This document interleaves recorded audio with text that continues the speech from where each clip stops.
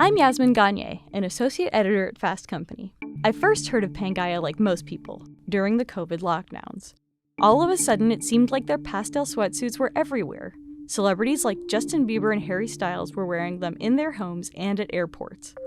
I first wrote about them back in 2021, and since lockdowns have ended, they've launched several new product lines with the aim of making great clothes more sustainably and sourcing unusual materials. Today, I'm going to check out their space at Brooklyn's new lab with founder Dr. Amanda Parks to see if the clothes live up to the hype in person.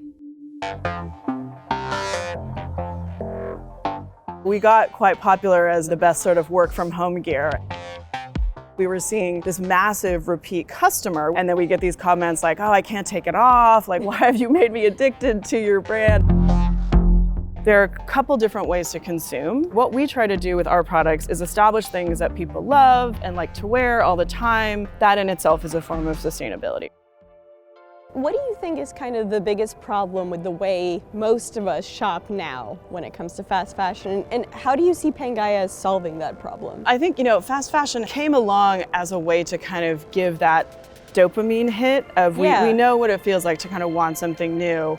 But the problem with it is that a particular generation, and I'm sort of at the tail end of that, got used to kind of having like really terrible products. If you haven't been in a fast fashion establishment, I remember at one point I hadn't been in one in a very long time, and I went in, I think I was getting some emergency tights. I think we've all been there at some point. And I remember being overwhelmed by the smell of the off-gassing of the polyester and that whole idea of, oh my God, this is like really toxic plastic. Usually fashion brands don't spend a lot of time on the back engineering of the actual textile, so going through every iteration, the softness, how it wears, all those different kinds of things that we were really kind of fine-tuning in the way that, we like to think of it the way that, Apple would fine-tune an interface. That's how we really act more like a tech company in the sense that we have this long back end versus fashion companies, which are season to season oftentimes, right? Every article of clothing from Pangaia has a label printed on it, so you know exactly what materials it was made from. This is our fruit fiber. We have these two different lines called plant fiber and fruit fiber. So this is made, you'll see it's bamboo, eucalyptus, seaweed, and a Himalayan nettle. We also have other blends that have banana, pineapple, not the food part of the plant, very importantly to point out. Literally the part of the banana plant that you cut off when you're harvesting the bananas, but that you burn. It's like the excess biomass. It can be turned into a really fantastic fiber.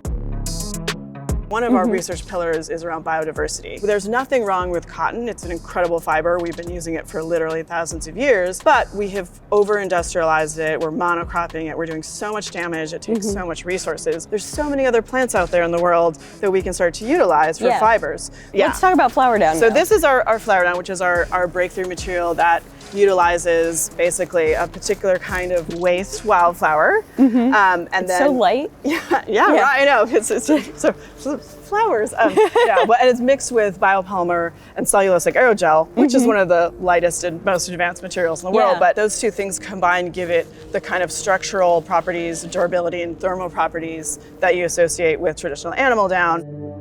This is the ink one? Yes. This is my favorite. I think this is really cool. This was an early collaboration. So this is a company called Air Ink, which they're making an ink from literally pollution, so soot from factories. It's a friend of mine from the MIT Media Lab, and he was back in India at the time, literally collecting the pollution, and then they Is it Indian pollution?